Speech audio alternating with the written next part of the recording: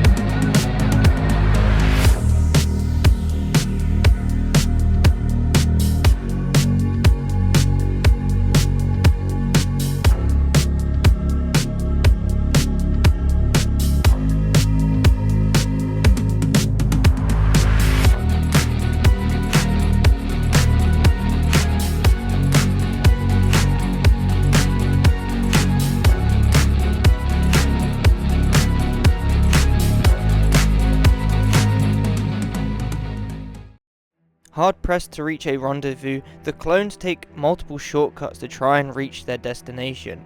the commander trying to urge his men to keep pushing forward, but also keeping an eye out for enemy forces.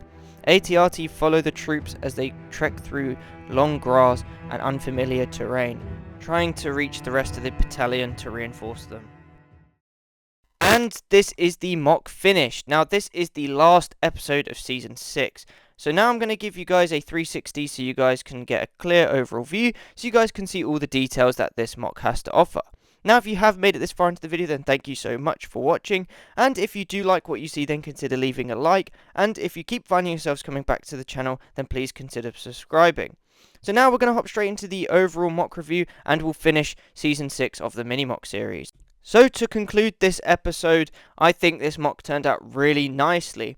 Now, I do have to say the ground textures look awesome. I was able to get a lot more dark brown pieces, which allows me to do a lot more and to explore with different colours and variations.